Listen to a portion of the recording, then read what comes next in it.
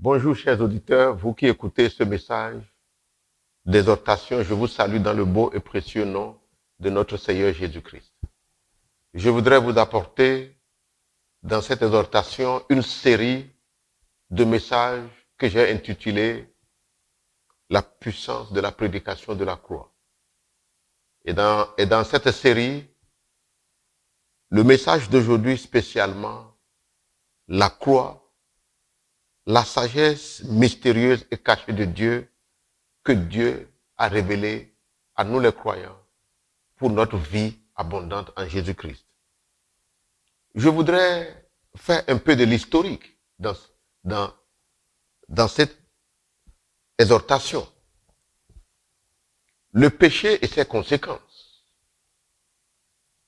La Bible dit dans Romains chapitre 6 au verset 23, car le salaire du péché, c'est la mort. Donc, celui qui a péché doit mourir. Le péché, c'est quoi? Dieu a dit à Adam, le jour où tu mangeras ce fruit, le fruit interdit, tu mourras. Donc, le péché, ils ont désobéi à Dieu. Donc, le péché étant rentré dans la race humaine, c'est le début des problèmes de l'humanité.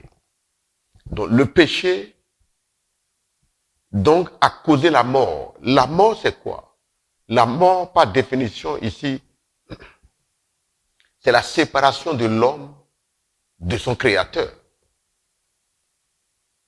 Autrement dit, Dieu venait dans le jardin chaque fois et il venait administrer la joie, la paix, l'amour, comme un bon père à ses enfants, Adam et Ève. Mais lorsque le péché était intervenu, vous pouvez lire dans Genèse chapitre 3, à partir du verset 1 jusqu'au verset 12, il est écrit, lorsque le serpent était arrivé à séduire Ève, Ève a mangé le fruit, a donné à son mari, Adam a mangé. Quand ils ont mangé, dès la prochaine fois, après qu'ils ont commis le péché, Dieu les a visités. Adam dit, Dieu, j'ai entendu ta voix, j'ai eu peur et je me suis caché. Donc le péché a séparé l'homme de Dieu. Donc le péché égale la mort, ça veut dire c'est une mort spirituelle. Spirituellement, c'est pas notre esprit. Je voudrais faire une parenthèse pour dire, comme vous pouvez le lire dans 1 Thessaloniciens chapitre 5 au verset 23, que tout être humain, nous sommes formés d'un esprit, d'une âme et d'un corps. Donc il y a l'ossature, le corps physique, j'ai une âme, l'âme c'est le domaine de ma personnalité, ma pensée, mes sentiments, ma volonté, etc. Maintenant, mon esprit, c'est pas mon esprit que Dieu a communication, a contact avec moi. Donc le péché a commis quelque chose d'important. Qu'est-ce que ça a fait? Ça a semé le gaffe. La séparation de l'homme avec son Dieu, avec son Créateur. Glory to God.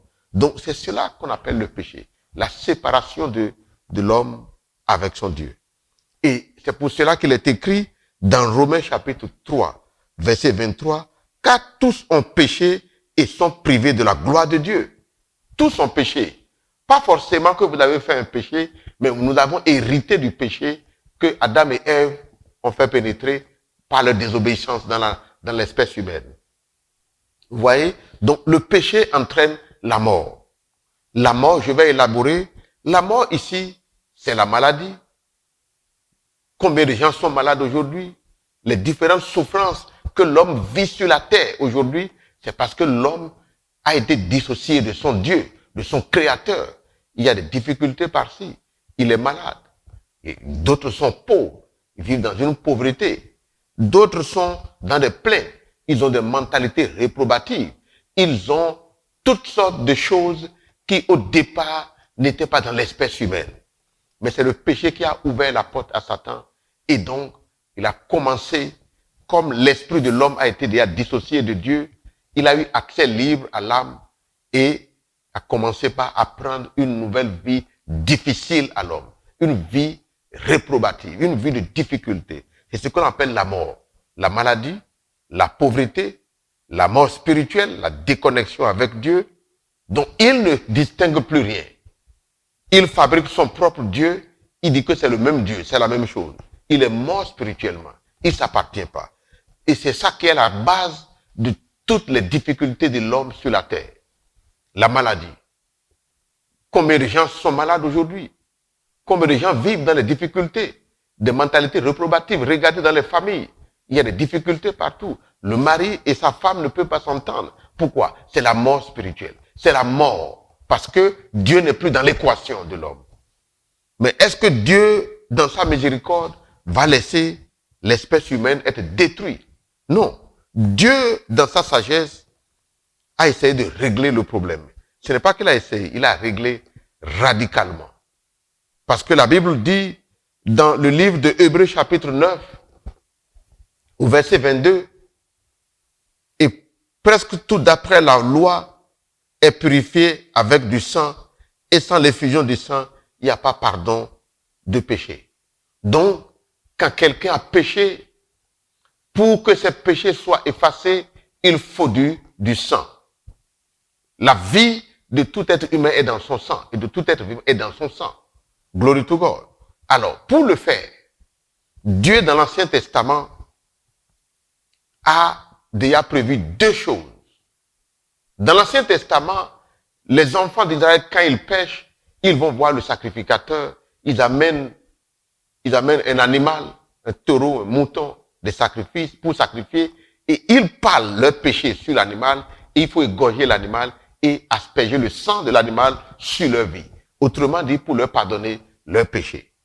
C'est ce que nous venons de lire dans Hébreux chapitre 9, verset 22. Sans l'effusion du sang, il n'y a pas pardon de péché. Voyez-vous? Alors, deuxième chose qui se faisait dans l'Ancien Testament. Écoutez bien ceci maintenant. Lorsque les enfants d'Israël ont péché et ils étaient dans le désert, après que Dieu les a rachetés, il les a rachetés de la main de Pharaon en Égypte, et ils étaient dans le désert, ils étaient sur le chemin pour aller à Canaan, sur la terre promise. Qu'est-ce qui s'est passé? Ils péchaient. Et dès lors qu'ils pêchent, cela donne accès libre à Satan. Ils ont murmuré contre Dieu, ils ont murmuré contre son serviteur. Cela donnait accès à Satan et le serpent venait de nulle part pour les mordre. Ceux qui étaient donc sous cette menace du serpent qui les a mordus, ils mouraient. Les gens mouraient dans le désert. Mais qu'est-ce que Dieu a dit? La Bible dit dans Nombre 21, verset 8, l'Éternel dit à Moïse, fais-toi un serpent brûlant et place-le sur une perche.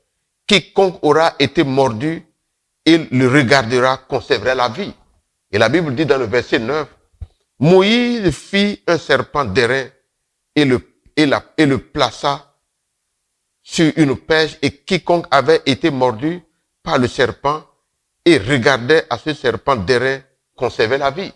Autrement dit, quand les gens ils se faisaient mordre, ils étaient mordus par le serpent déposait un venin dans leur corps.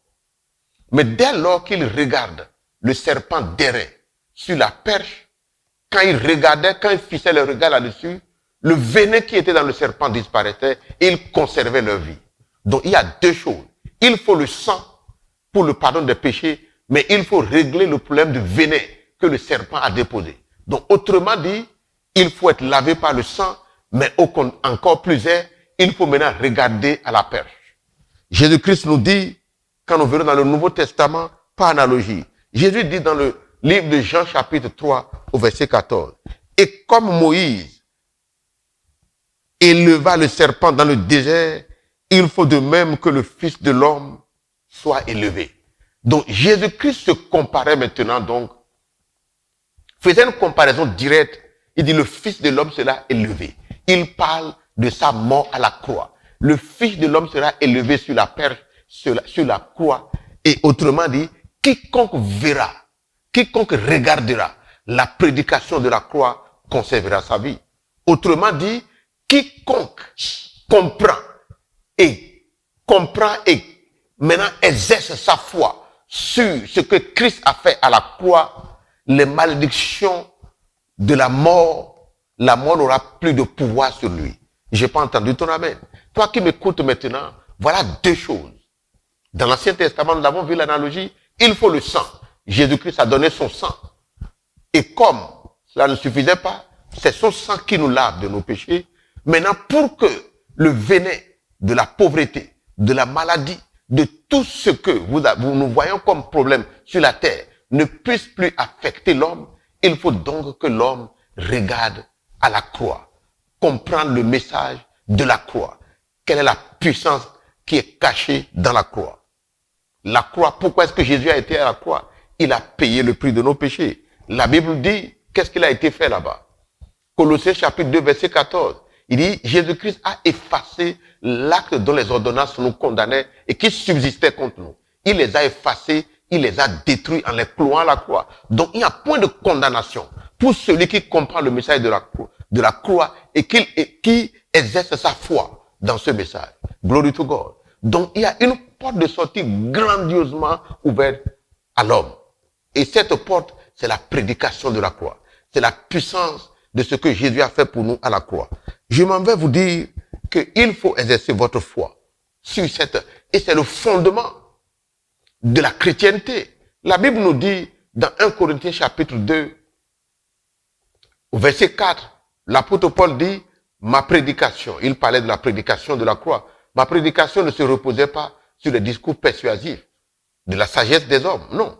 Mais c'est sur une démonstration d'esprit et de puissance, afin que votre foi puisse être fondée, non sur la sagesse des hommes, mais sur la puissance de Dieu. La puissance de Dieu ici, comme nous pouvons le lire dans 1 Corinthiens chapitre 1, verset 18, il dit, car la prédication de la croix est une folie pour ceux qui périssent, mais pour nous qui sommes sauvés, elle est la puissance de Dieu.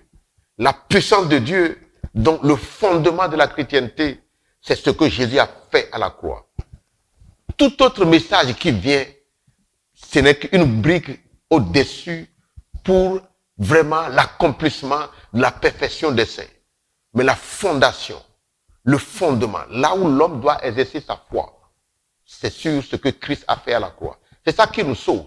Dès lors que tu fixes ton regard sur la croix, comme le serpent a été élevé, le venin de la mort, la pauvreté commence par s'amenuiser. Autrement dit, le travail que Jésus-Christ a fait à la croix, c'est ce que nous appelons l'autel de sacrifice. La Bible dit dans le livre de Hébreux 9, il dit, le sang de taureau et de mouton ne peut pas sauver l'humanité, mais c'est le sang de Jésus-Christ. Nous pouvons le lire aussi dans Hébreux 2, verset 14 à 15, il est écrit, Jésus-Christ, comme les enfants, a participé à la chair et au sang, afin que par la mort, il anéantit celui qui avait la puissance de la mort, c'est-à-dire le diable. Donc, il a pris une forme humaine. Le sang d'un mouton ne peut pas sauver un homme. Beaucoup sont en train de perdre leur temps pour aller sacrifier des animaux aux idoles. La Bible dit ce que l'on sacrifie aux idoles, ce n'est pas à Dieu, mais c'est aux démons. Et je ne veux pas que vous soyez en communion avec les démons. La seule manière d'être en communion avec Dieu, c'est par le sacrifice de la croix, de ce que Jésus a fait pour nous. Et il y a tout un mystère autour de cela. Et c'est ça que nous allons déballer dans cette émission. Et dans cette première série, je veux que vous reconnaissiez deux choses. Il faut le sang, comme on le faisait dans l'Ancien Testament. Souvenez-vous, l'Ancien Testament, c'est l'ombre des choses à venir. Donc, il faut que le sang soit donné. Jésus a donné son sang. Maintenant, il faut la croix. Il faut maintenant regarder le serpent derrière qui est sur la perche. Donc, Jésus-Christ a dit, c'est lui qui est élevé maintenant. Et quiconque regarde la croix, alléluia, et maintenant, quiconque regarde la croix, qu'est-ce qui s'est passé à la croix? La chair a été crucifiée.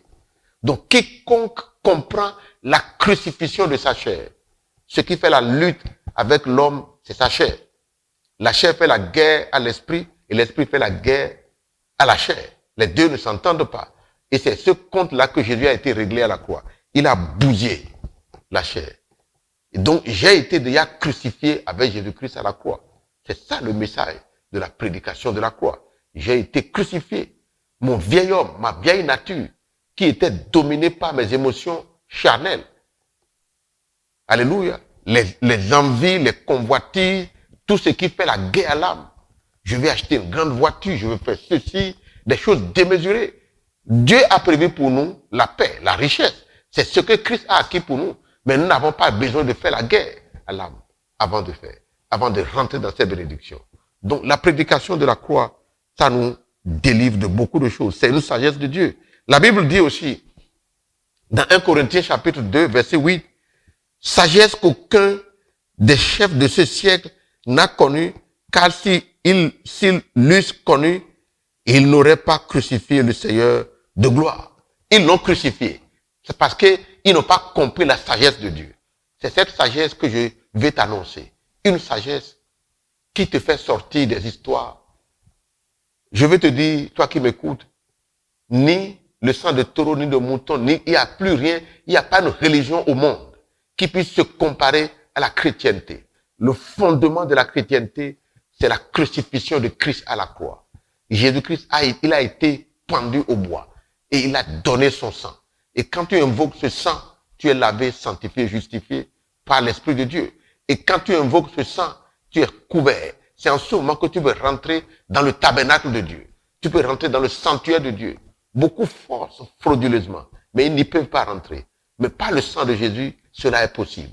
Alléluia. Donc c'est ça le message de la prédication de la croix. Dans cette première série, je t'ai donné deux choses. Il faut le sang. Et maintenant, il faut regarder à la croix. Donc, quand tu es dans une situation compliquée, invoque le sang. Invoque le sang. Dis, je me couvre du sang de Jésus-Christ. Maintenant, deuxième chose, si tu es malade là où tu es maintenant, écoute ceci.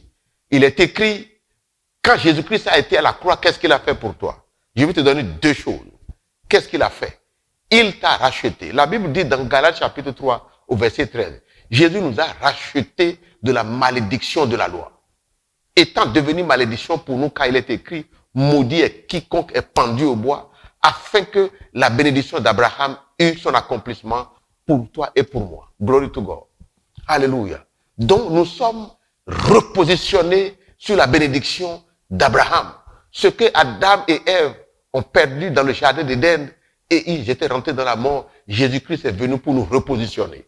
C'est pour cela qu'il est écrit, Romains chapitre 8, verset 2, il est écrit que la loi de l'esprit de vie qui est en Jésus-Christ nous a affranchis de la loi du péché et de la mort. La loi du péché et de la mort, c'est une loi où l'homme ne se retrouve pas. Il a étudié, il a des difficultés pour trouver le boulot. Il veut se marier, il s'est marié, mais il a des difficultés même pour payer le loyer, les choses sont difficiles, il ne s'en sort pas. Commence par regarder la croix.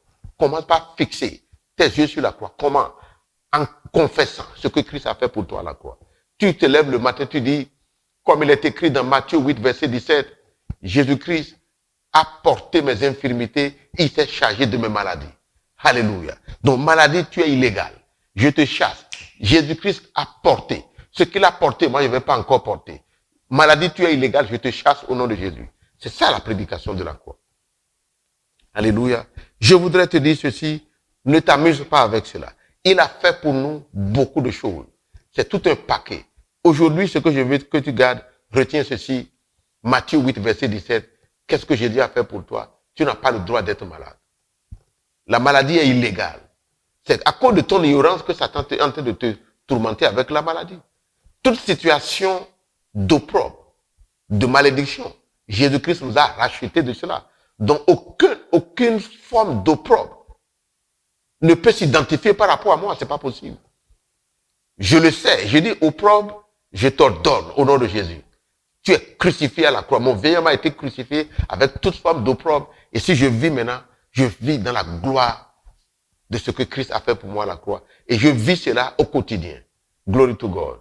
Alléluia. Si ce message t'a béni, rends grâce à l'Éternel, dis merci au Saint-Esprit. Et je prie maintenant, toi qui m'écoutes, que le Saint-Esprit t'explique davantage le message de la prédication par la croix. C'est la fondation, c'est le fondement de la chrétienté. Et c'est là, c'est une puissance. Quand on parle de sacrifice, au Bénin ici, ils ont des sacrifices partout. Chacun fait des sacrifices dans sa maison. Ils ont des autels. Mais l'autel le plus fort, qui parle mieux que tout autre autel, c'est l'autel du sacrifice de Christ à la croix. Maintenant, regarde ces paroles-là. Médite toutes les références bibliques que tu as reçues maintenant dans cette prédication. Que Dieu te bénisse. Et quand tu vas méditer, maintenant, exerce ta foi. Dis, je crois et confesse. Dis, je crois. Jésus m'a racheté de la malédiction, de la pauvreté, de la maladie, de la mort spirituelle. Je reconnais que Jésus-Christ est Seigneur. au nom puissant de Jésus. Alléluia. J'espère que tu as été abondamment béni. Prie avec moi, toi qui écoutes ce message. Dis, Seigneur Jésus-Christ, je reconnais que tu es le Fils de Dieu. Je suis venu vers toi. Seigneur Jésus, pardonne-moi mes péchés. Lave-moi, purifie-moi par ton sang. Lave-moi, purifie-moi par ton sang. Écris mon nom dans ton livre de vie. Je reconnais que tu es le Fils de Dieu et que c'est à cause de mes péchés que tu as été à la croix, mort et enseveli. Et le troisième jour, tu es ressuscité. Alléluia. Et je suis mort avec toi. Je suis ressuscité avec toi pour une nouveauté de vie. Alléluia. Si tu as fait cette prière pour la première fois, je te dis, je t'annonce que tu es né de nouveau. Si tu es né de nouveau, viens dans nos cultes, dans l'église du Festival de la foi vivante. Nous sommes situés à Zobadje. Alléluia. Quand tu arrives au carrefour Bureau Cessi, à partir du goudron qui quitte le campus, tu arrives au carrefour Bureau Cessi, prends le pavé, tu continues, tu arriveras au niveau du supermarché Préfarik. La rue qui est opposée au supermarché Préfarik, à peine à 120 mètres dans la rue, tu verras l'église du Festival de la foi vivante. Si tu es loin de l'église du Festival de la foi vivante, tu peux aller dans une autre église où le gospel est prêché. Je prie que le Saint-Esprit te guide pour t'orienter, afin que le vrai gospel, le gospel qui sauve l'âme, puisse te sauver, puisse te donner la vie et que tu expérimentes encore sur la terre la gloire extraordinaire de Dieu. Que Dieu te bénisse. Tu entends ici la voix du docteur Eugène Meilly, le pasteur de l'église du Festival de la foi vivante. Mon numéro c'est 66 55 57 11. Soyez bénis. Bye bye.